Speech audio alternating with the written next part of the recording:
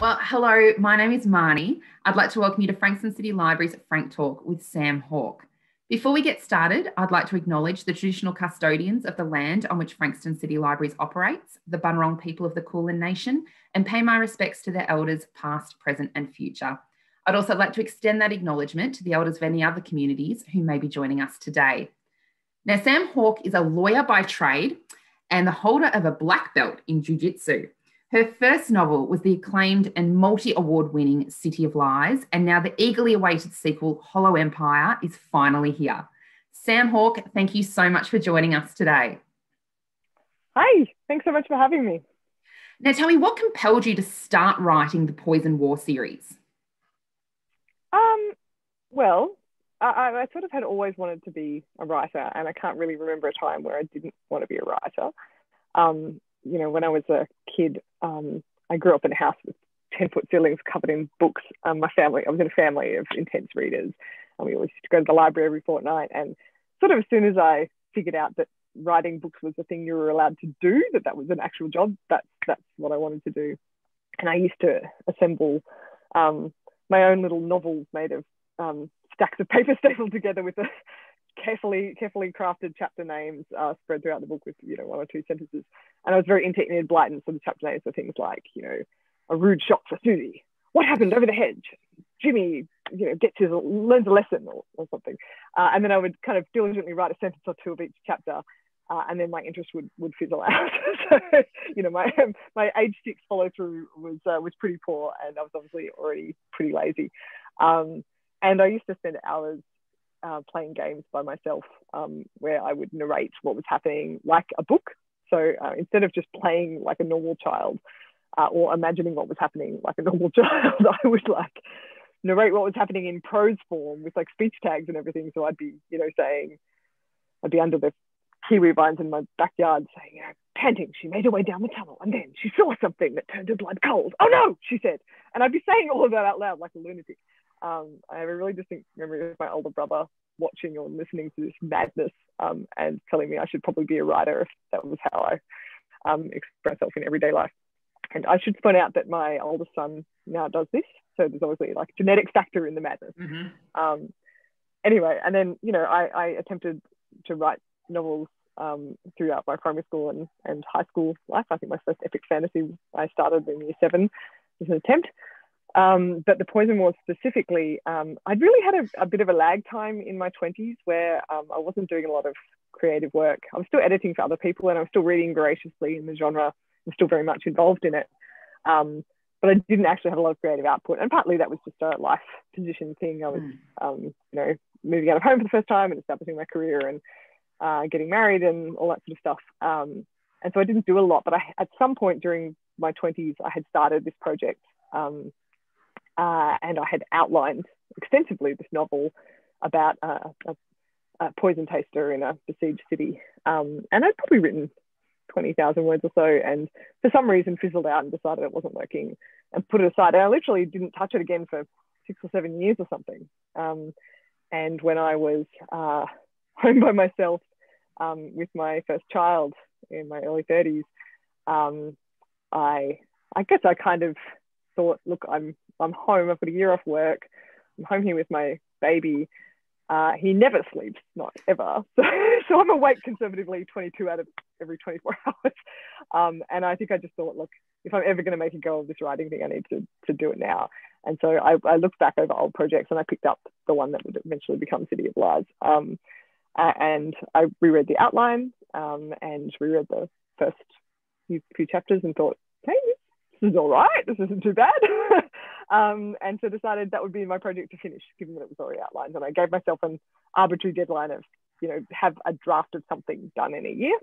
And I'm surprisingly motivated by pointless and arbitrary deadlines, even though I'm quite lazy. So I very much devoted myself to trying to do that.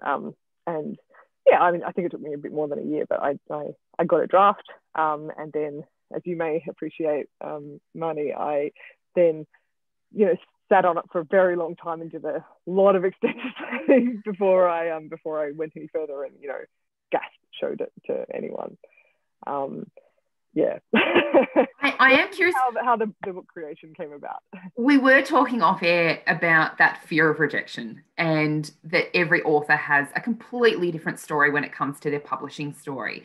But I am curious to know, when it came time to show somebody what you had written, and I have to say, your books are actually, they're huge books, both of them, you know, and I have librarians who say to me, there was a local author, and I said, the book's great. And it was about the same size, but you opened it and the writing was huge. And I remember she took it home and she said, I feel like I've been duped. And I said, what do you mean? And she said, well, I opened it and the writing's huge and it took me one night to read it.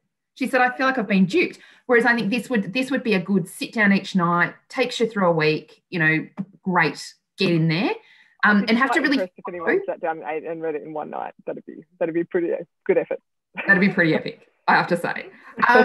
But can I say, what did you, was it having that deadline to keep you motivated? And then when you did, like, it's so hard to keep motivated on a script. I know that manuscript. I know that. But who did you show it to first? My little sister. My little sister is my first reader for everything, basically.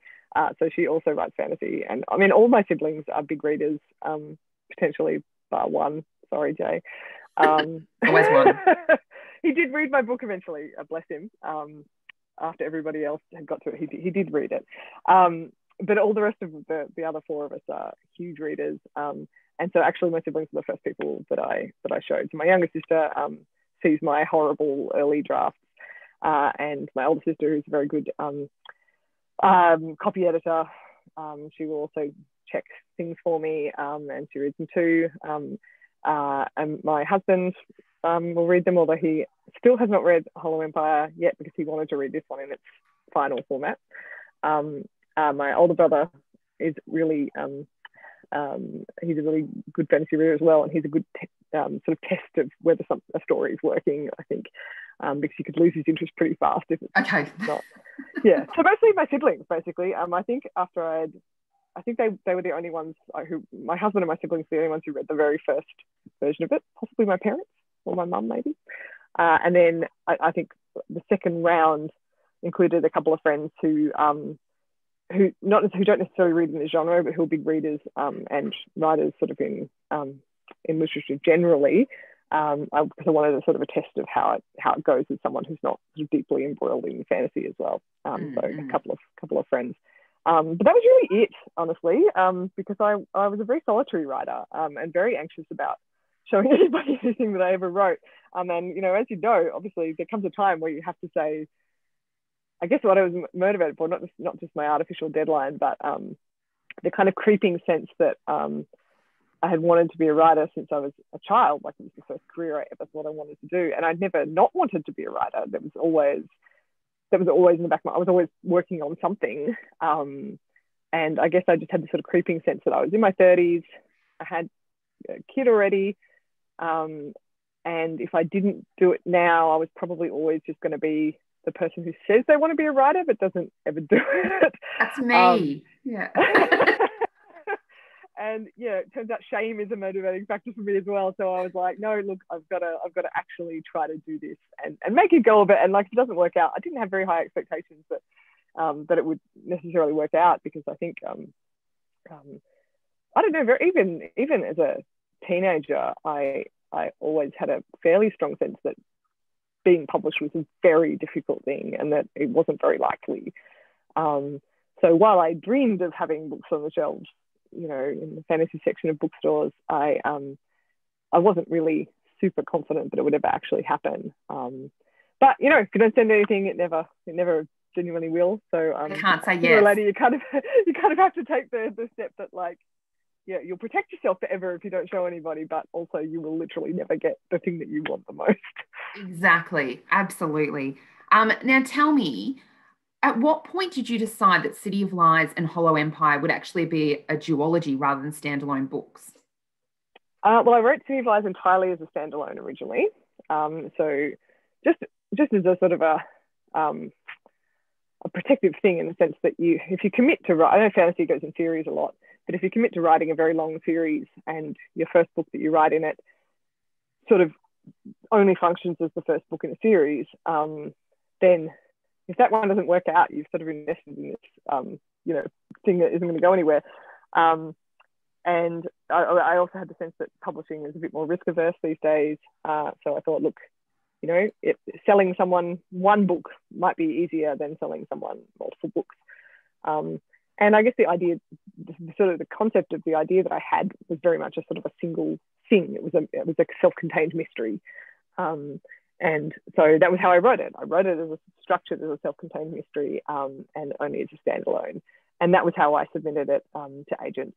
And that was the version that got me an agent. And it was my agent who sort of said, oh, look, it's fantasy. Fantasy publishers want series potential. So we sort of put together an outline to how a series might go, but no further than that, because, of course, if you don't sell it, there's no point working on subsequent books in a series that you haven't even sold.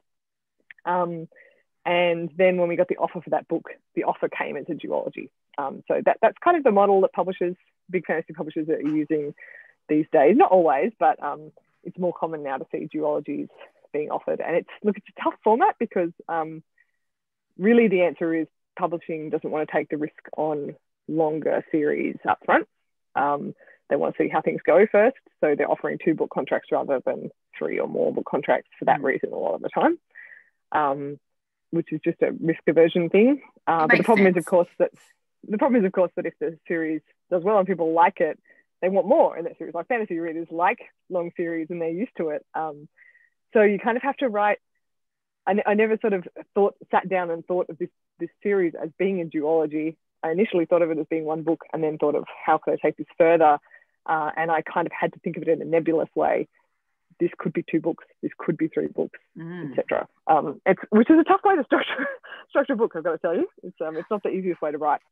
And I did note, while both books have got a similar style in them. So, for example, in City of Lies, we have each chapter is about a poison or a toxin of some sort, whether it be a plant or an animal or part of an animal or whatever it might be.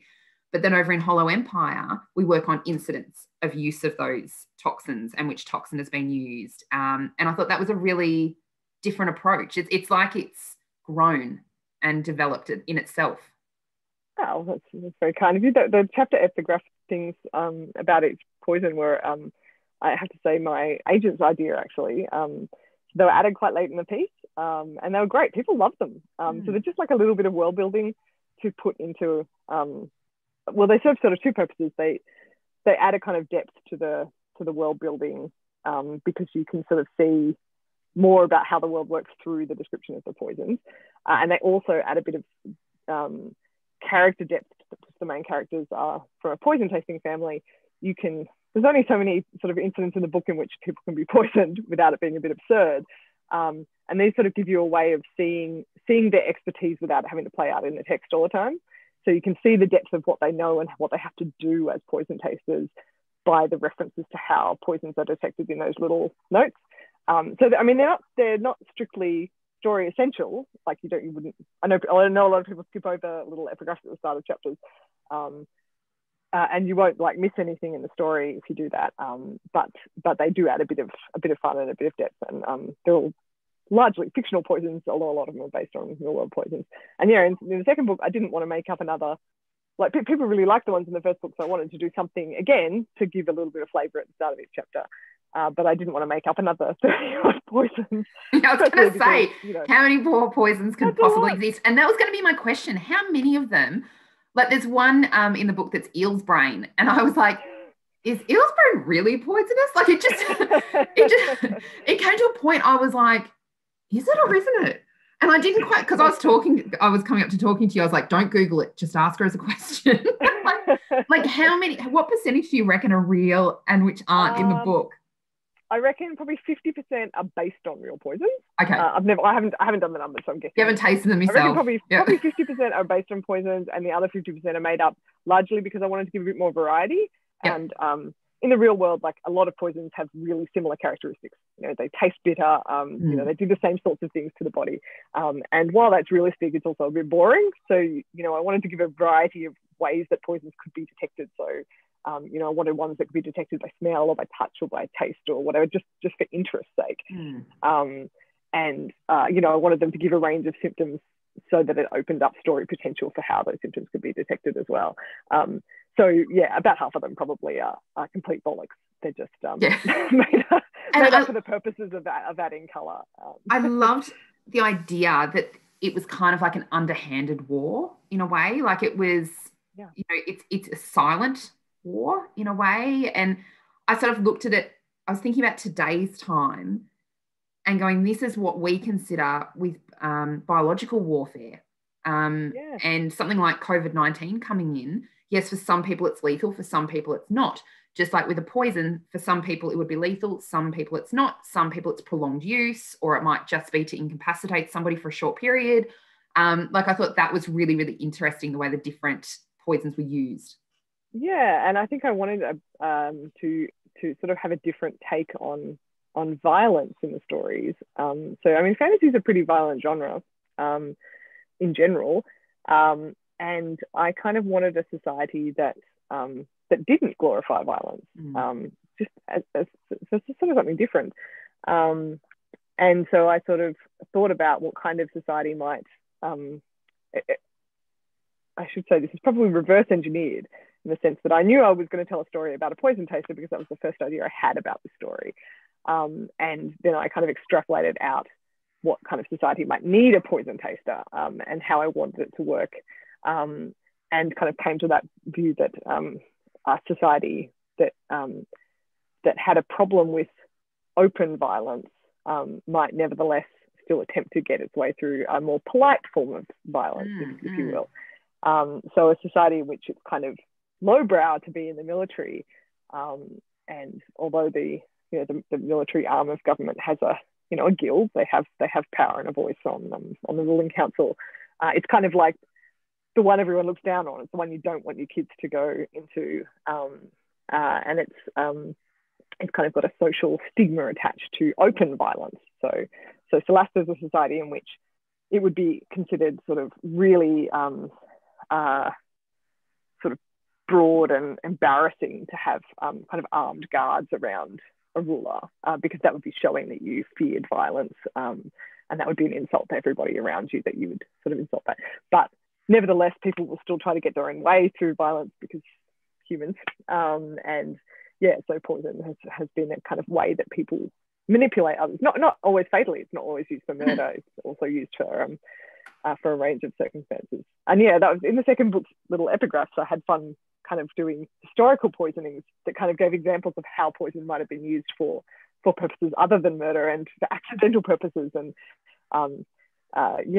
those sort of things, just again to kind of add a sense of this is a part of the culture, and it's always been a part of the culture, and these are the ways that it's manifested.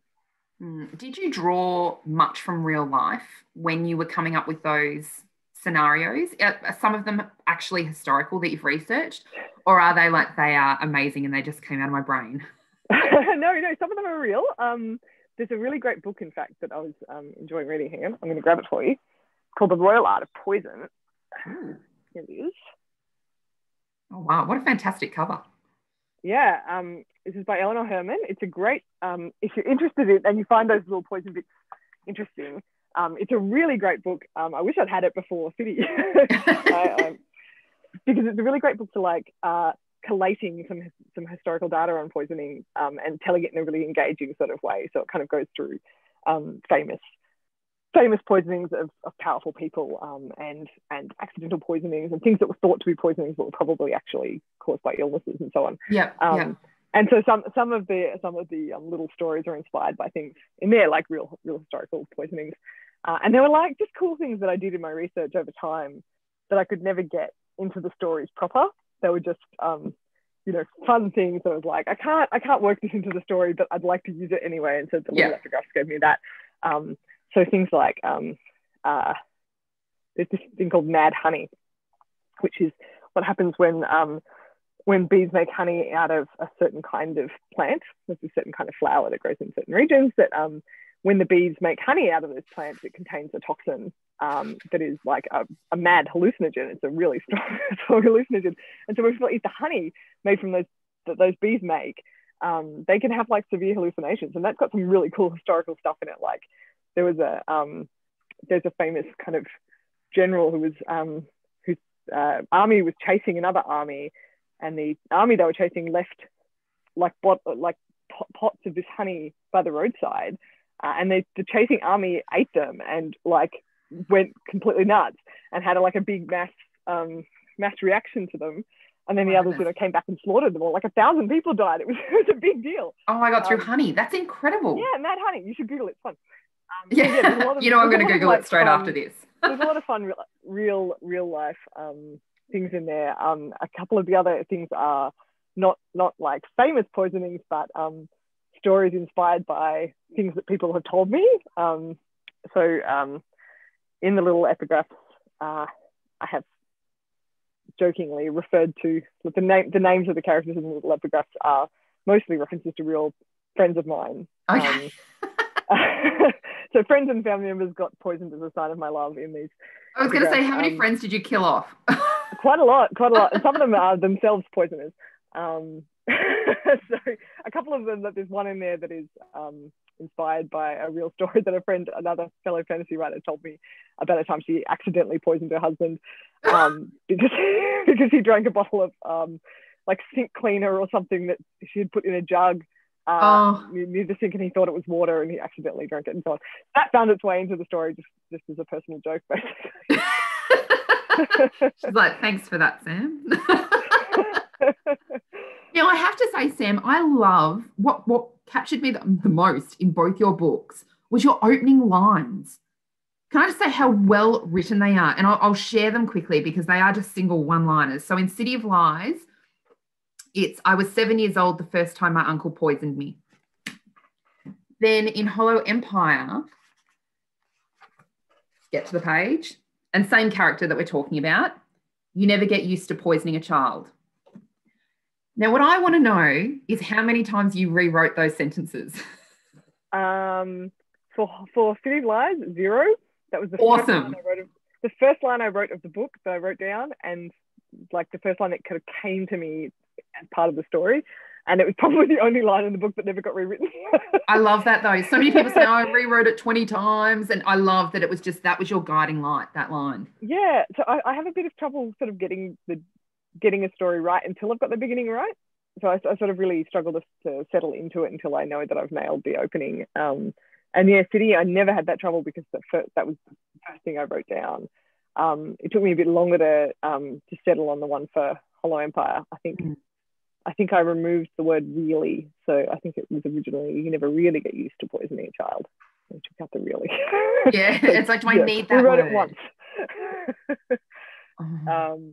I like a good strong first line, and I like to sort of set the feel of the book in that first line. And so once I have that, I think that's probably tied to why I can't sort of commit to the story until I've got it right, because I'm trying to sort of set mood and set expectations for readers in a single line, which is quite hard to do. And you know, in the first one, you kind of had this sort of bewildering sense of why would somebody who presumably is your relative and you should be caring for you, why would they poison you, and why would you say it in such a matter-of-fact way? And then in the second one, I really wanted to get a sense of the central conflict that that one of my two protagonists has, which is that in the second novel, he has become the person who is teaching an apprentice his trade. So he kind of has to grapple with the idea of balancing and reconciling parenthood and the responsibility you owe to somebody who you care for, versus, you know, a job that you consider the most important thing that you do, which involves putting them in harm's way, like directly in harm's way, literally feeding them poison to strengthen their immunities. And his conflict when they're sick, like his conflict then of I've done this to them. Yeah, it's a horrible thing, and he's having to experience what he'd experienced from the child side, and it's a very different thing to feel, to understand that the person who cares for you, that this responsibility is important, and have that drilled into you, versus being the person who actually does it. It's a different dynamic, which is something I wanted to explore as a kind of natural next step for Joven in the second book. Yeah, definitely. Now, what challenges did you face while writing this sequel? Well, quite a lot of challenges. look, all of the normal things, like sequels are just difficult beasts anyway, because you, well, like I said, I'd originally written the book as a standalone, and so this was converting a standalone into something more.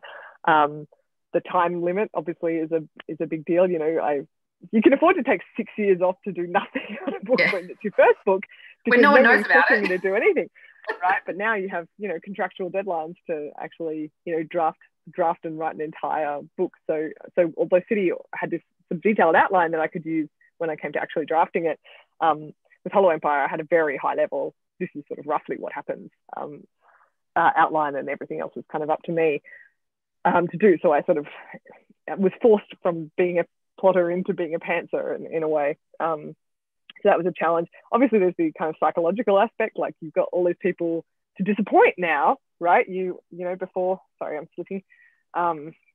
Before you just had yourself and anybody else you'd shown your writing to, in my case, basically no one. Whereas once you've had a book out, you've got, you know, people who are literally in business with you, your agent and your publisher, they've invested their time and effort and their money in you. So that, you know, you don't want to disappoint them. And you've got, you know, your friends and family you don't want to let down. You know, they've supported you in this crazy long-term endeavor. And then of course you've got readers too. You've got readers' expectations, and you know, you want to keep happy the people who loved the first book, and you kind of want to address things that people wished that they'd seen in the first book. And I know, look, you're not supposed to read reviews. You're supposed to stay off Goodreads, and I do try. You do that, like, really? Yeah, I don't know. Like, stronger people than me can be completely independent of what other people think. You know, I definitely do worry about disappointing people, and so that was certainly hanging over my head. And then there's sort of also the technical structural issue that I mentioned before, which was that I had to write a book that I didn't know was whether it was going to be the end of the series or a step in the series, because I didn't, at the time when I was writing it, I had kind of zero sense how the first book was doing and whether it was likely to be more. And so all of that, like, is kind of part and parcel of writing a second book. In my case, there was also the additional thing that my editor at my publishing house wasn't happy with the first version of the book, and I basically had to chuck out the whole thing and start again. So that wasn't fun. So how does that, when you then have to go back and re-deliver, what impact creatively does that have on you? Yeah, not a good one, because you really feel very much like, well, in my case, it sort of wasn't a question of I'd struggled to write the book that I'd written and knew that it was wrong. I had thought that it was good. So I guess the sort of the biggest challenge was trying to start again, but kind of having this fear that my judgment was off. So like, how would I know that I was going to do differently the second time if I didn't, you know, if I had liked the first. If I didn't see it the first time, yeah. Yeah. So there was definitely it was a real issue of feeling like I don't know how to judge whether this is any good, and so that probably led me more. Like I have felt more anxious about the reception of this book than I did about the first one, when I had no expectations. It was just, who knows whether people will like the same sort of things as me. Whereas with the second one, I was like, oh God, do I even know what good is? Yeah, so I think I probably had a bit of an emotional ringer for this book. I guess the very first draft of it, which I then obviously had to cut down to submit, was 300,000 words long. Oh wow! And then I had to kind of cut, you know, more than a third of that out for the first time, and then to chuck all of that and then rewrite it again, and you know, probably still close to 200,000 words, the new version. So, you know, I basically wrote 500,000 words in order to get this book, which is just, you know, it's a big drain. It's a lot of work. And yeah, it's been tough, but on the light side, I'm very happy with the finished product, and people so far seem to be really digging it. So that's good. It's certainly been well received. It's like a bad story I tell in the future. Yeah. About how stressful my second book was. You know, getting all of the horror stories over at the start.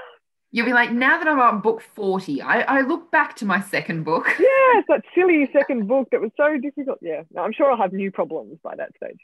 Oh, we'll do, don't we? if I'm up to writing 40 books, I'll be very happy with my career. Wonderful, wonderful. Now tell me, do you have any unusual habits or rituals while you're writing? No, I wouldn't say so. Mostly because my life is too chaotic, really, to afford any sort of rituals. I don't have any capacity to replicate the same conditions over and over again, or I just wouldn't be able to get anything done. So like you said earlier, I'm a practicing lawyer, which is a fairly demanding day job, which takes a lot of my time, and I have 2 young children and 2 elderly hounds who need a fair bit of care.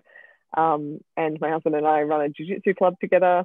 And so like all of that means that I don't actually have very much time. And so I essentially have to be able to write when I can in order to get things done. But I certainly, in order to get the draft of Hollow Empire in the second time, there was a bit of a push at the end where I'd underestimated how much more there was of the story and how long I had left to write it in. So I had to get a vast number of words done in that period of time. And probably the kind of ritual-like thing that I did in order to do that was, and I'd been told by a friend of mine, Tasha Suri, who's a wonderful fantasy writer, you should definitely read her stuff, that when she had to do a crunch to get a lot of words done in a weekend, she basically just played the same like high-energy Bollywood song on loop over and over and over again for the entire time. So she was like madly work. And I thought, I'll give that a go. And so I Googled, I just put into like Amazon Music, like high pep energy tune or something dumb. And whatever came up, I just put that song on. And I actually tried to find it for another purpose for somebody like a week ago, and I couldn't find the exact one. But basically it was just like 4.5 minutes of, like a sort of tune. Try to type the faster this would be over. Incredibly annoying and obnoxious. But I did actually find that if I played that continuously for 20-minute word sprints, I could get stuff done. It did actually kind of get me into a state. So yeah, I guess the other thing I do is these 20-minute sprints to get work done, which works for me as a way. So I'm just a terrible procrastinator, and I'm terribly self-critical.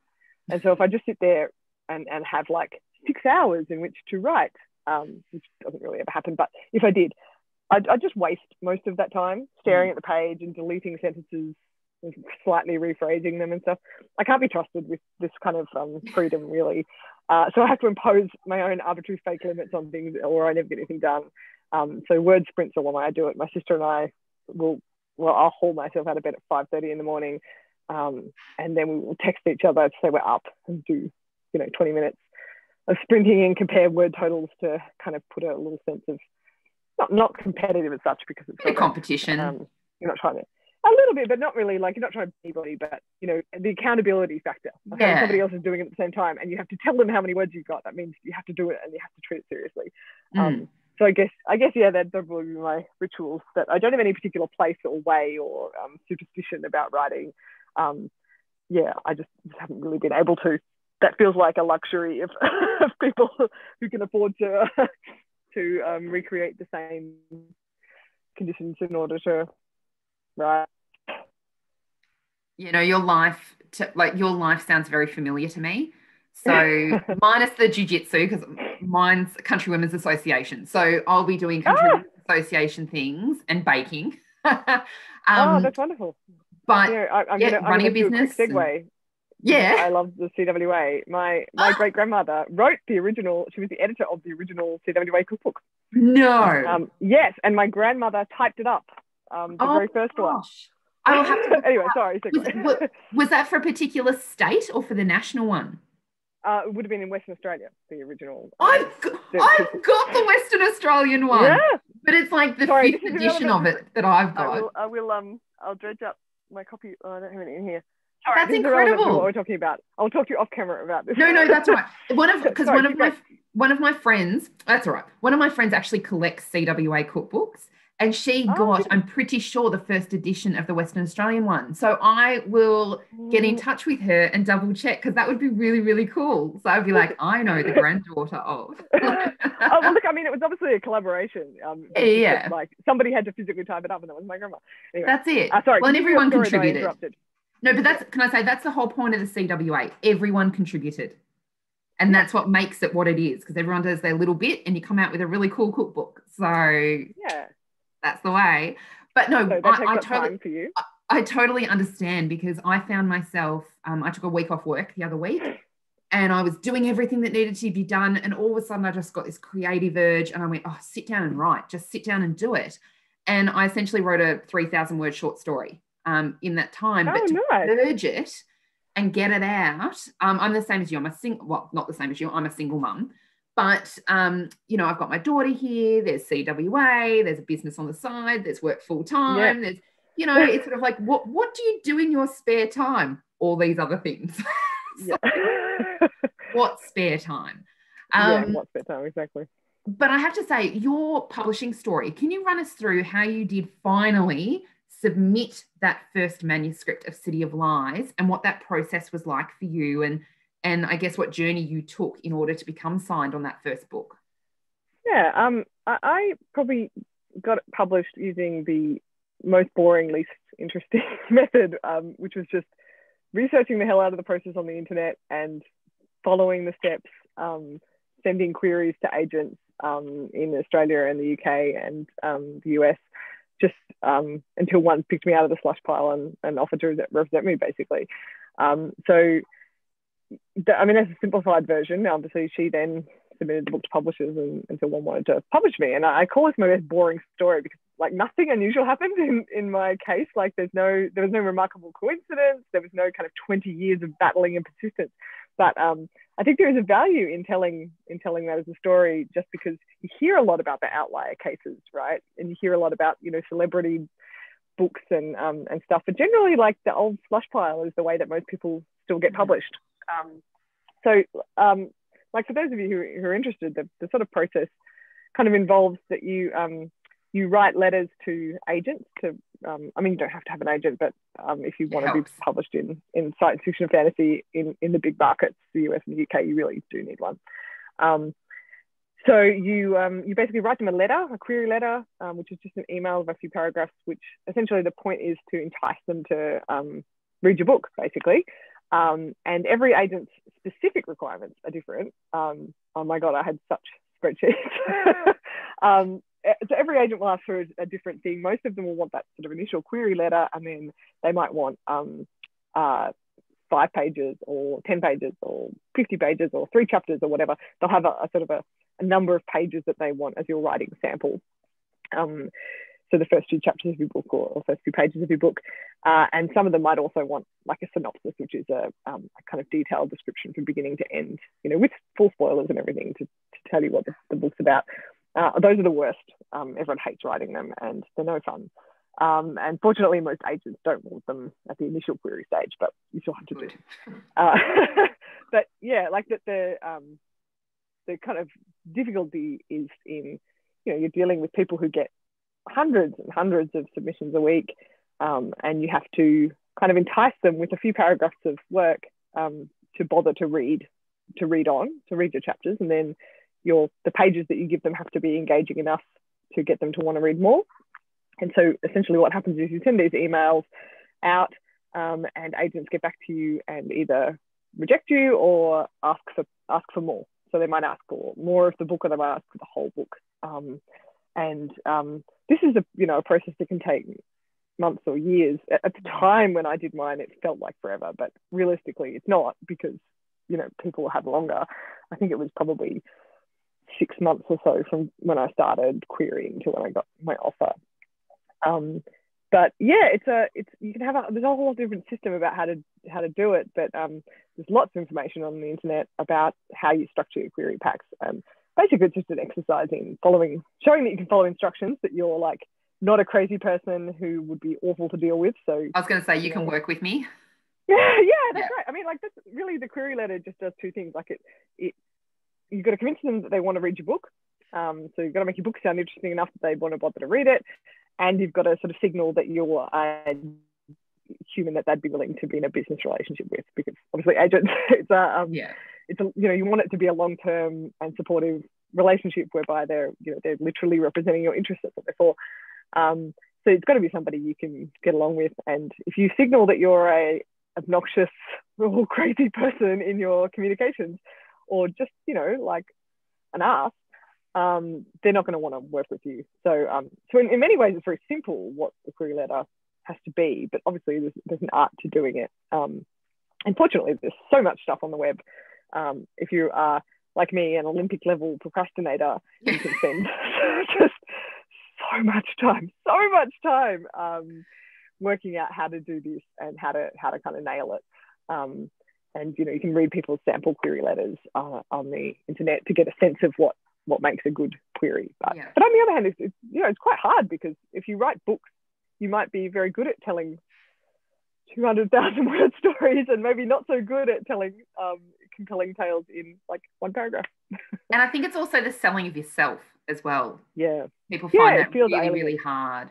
Yeah, and writers are often introverts, and they often don't like having the attention turned on themselves. So it can be really hard to write things about it. And especially if you think, like, for myself, I felt like such a boring person. I wasn't, I didn't have anything remarkable about me to say in a query letter that made me super interesting. Like, I didn't have a fascinating job or history that connected me with anything. I was just a boring Australian parent, lawyer, like I didn't have anything remarkable about me. So it does feel weird putting yourself out there. And like, as you and I were talking about off camera, it can feel very confronting taking that first step and saying, here is a thing that I wrote. And like, please judge me. It's a weirdly egotistical thing to say. I made up a story and I think people might like to pay money to read my made up story. There's a kind of sort of inherent ego about wanting to be a writer and thinking that things that you conceive of and want to tell to the world are worth paying for. That takes a level of confidence that you have to have in order to even want to be a writer, I guess. Because it's very much about communicating. It can still just be very intimidating to take that first step, though. Oh, 100% agree. And you're literally asking someone to judge you. That is what you're asking. Yeah. So please judge me. Yeah. It's like, please judge the baby that I've worked 10 years on. And I think it does really help, though, thinking about it as a business relationship and thinking this person's not acting as some sort of lordly gatekeeper. They're looking for people. They want to find good stories. Like, that's literally what they're asking for queries for. They are asking you to write to them. Yeah. So I think you have to think of yourself not as a supplicant asking for a favor, but as offering something of value to somebody who might want to work with you, which you both offer. An equal, yeah, that's right. Yeah. It's important to think of it like that, and also to kind of take out, like, you'll die as a writer if you tie up too much of your personal self-esteem with how your writing's received. Like, it's inevitable that some of that's tied together. Like, obviously some people are better than others about completely separating it out and just saying, here is the book, it is a thing now, I don't care what you think, I've done it.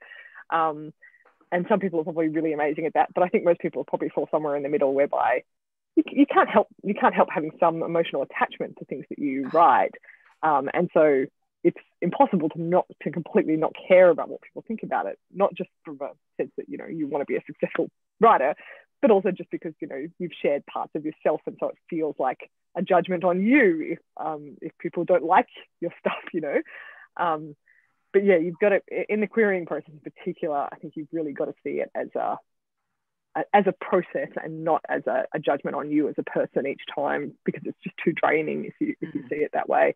And I know my system was, I made a list of agents I thought would be a decent fit, and I just worked through them in blocks so I sent out 10 queries initially, so just divided the list up, and every time I got a response of any kind from an agent, like whether it was a rejection or a request for more pages or whatever, I would immediately send out a new query, because for starters that kept the same number of irons in the fire all the time, so it was always kind of moving on.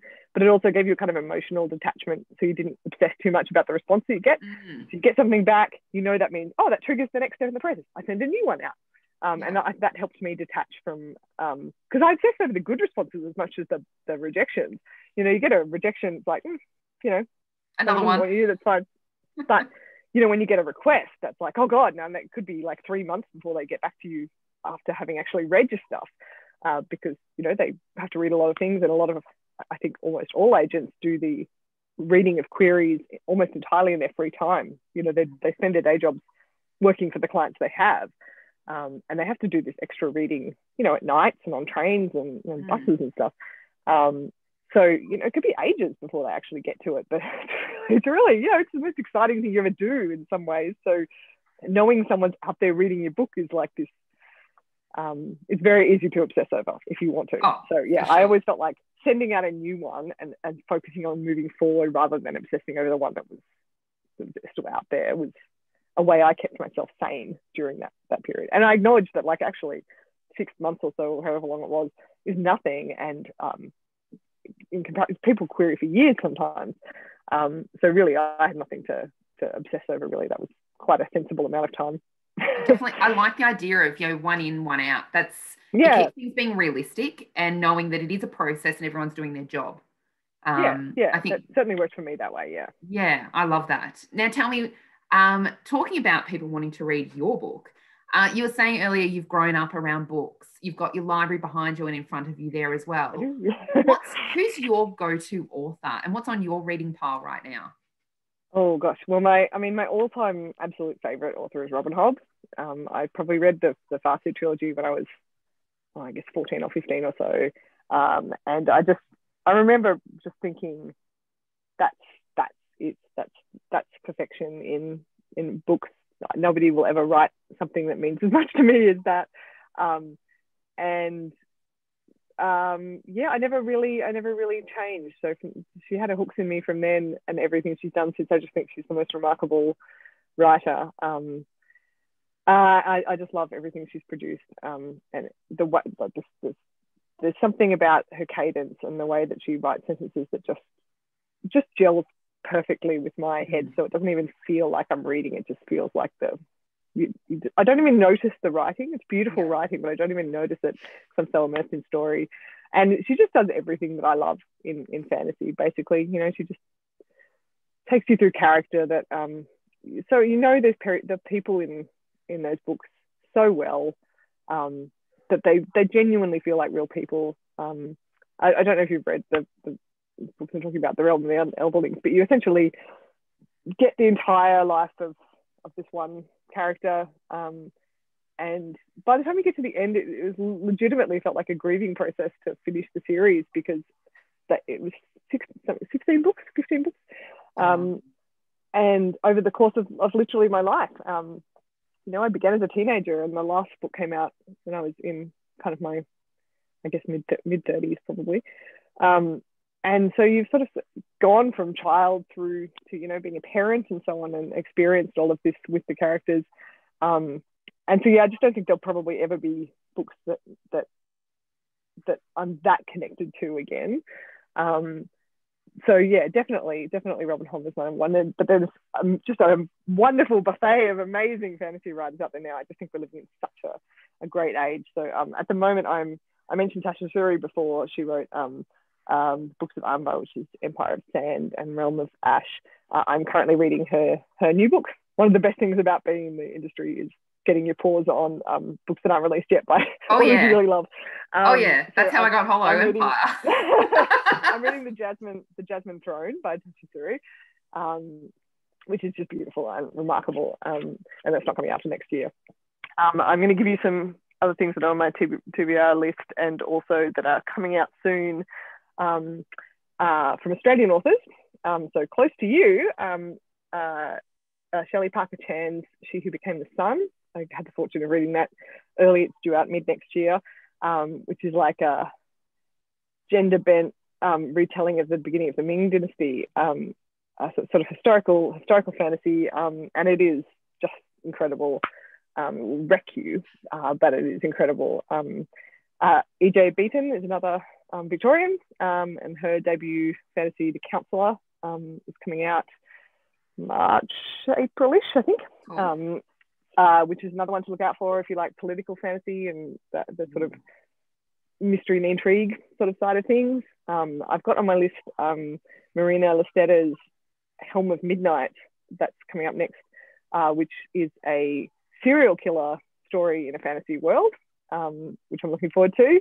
And Everina Maxwell's Winter's Orbit, which is a space opera character-based story, which I also have been looking forward to. I've got Kate Elliott's Unconquerable Sun in hard copy. So I usually have one going on my Kindle and one going in hard copy and one going on audio at St. John's. Yeah. So, Kate Elliott. And then I'll have a hard copy, an E, and an audio, and they'll all be different. Yeah, you get something going. So Kate Elliott is the hard copy I'm reading at the moment. Unconquerable Sun, which is retelling of Alexander the Great in space, basically. It's just amazing. I mean, everything Kate Elliott writes is amazing, and she is probably one of the most versatile modern fantasy writers, actually, because she's just got such a wonderful back catalogue in every subgenre of fantasy. That is really, really amazing. And back to Australians, Devon Madsen's We Lie with Death, which is book 2 in her Reborn Empire series. She's local to you, and that's coming out in January or February pretty soon. I've been looking forward to that for ages. So We Ride the Storm, the first book, came out in July, but it was a pickup of a self-published series, Devon and I released our books about the same time, her self-published version, and we met at a Melbourne convention a few years ago. And she's wonderful. It's a wonderful writer. It's a wonderful series, and it got picked up by Orbit and it's being published traditionally now. So you'll see that coming out in stages. That's definitely worth reading. I could probably go on for all of this, but there's some really, really wonderful things out. I should give you some recommendations of things that are actually out instead of all just forthcoming. So recently I've really loved The Once and Future Witches by Alex Harrow. That is just amazing. I've got, on a sort of similar sort of vein, I've got Declaration of the Rights of Magicians by Hannah Parry, who is a New Zealand writer that I've been meaning to read for a while, which you can get right now, if you like sort of historical fantasy and that sort of thing. Gosh, there's so much good stuff out there. It's all good. It's all good. It looks like there's heaps coming up next year, which is great as well. Because it'll be a big year. Obviously, we're recording today, so this will also be shared right across our socials. So as people pick it up into the new year, those books will slowly be coming out, which is great as well, so they can look out for them. Now, what's your advice to any aspiring authors who might be watching this today? Well, I mean, look, advice is only as good as how it works for you. So I get asked this a lot, and I think the most helpful thing I could tell authors is that it's a great idea to find your tribe, find a group of writers that are in a similar stage to you in your career, make some friends, and you'll find the entire thing so much more bearable if you do. And I'm a bad example in the sense because when I started out, I didn't have any writing friends, and my sister and I were the only. We talked about writing because we're both writers, but we didn't have it like a writers group or any of that sort of stuff. And it makes everything so much better because it's a weird industry, and even your most supportive loved ones, if they're not writers, they won't get a lot of the weirdness of it. And it's just such a relief and a joy to have people who kind of understand exactly what you're talking about, and just a useful source of information. So you can, in many ways, the industry can be quite opaque and you don't know what's going on. And if you have people who are in a similar position who can give you their perspective about whether something smells right or whatever, that's just so valuable. And also it's really incredibly important to have, friends in the industry with a private chat space that you can vent about things that isn't on Twitter.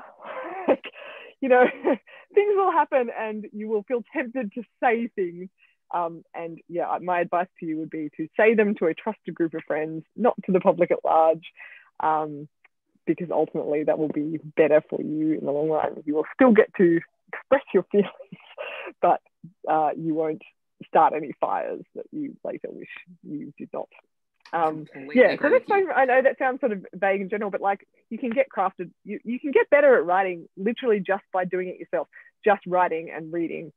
It's one of those wonderful things that like you don't need to take classes, you don't need a degree, you don't need someone to teach you. You can literally get better just by doing it. So I largely think that writing advice about process and all that sort of stuff is all so subjective, and you figure out what works for yourself.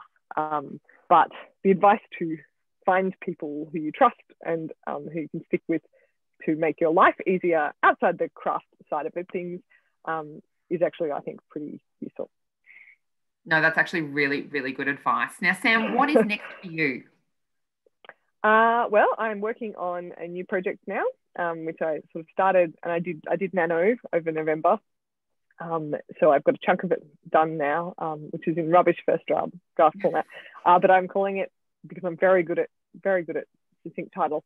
I'm calling it my Hadestown Les Mis but with ghosts project. Oh, cool. We're going to work on the actual title though, yeah?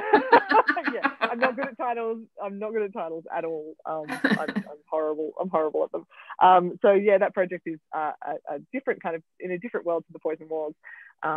It's part rescuing a loved one from hell, part revolution of the oppressed underclass, but with angry ghosts.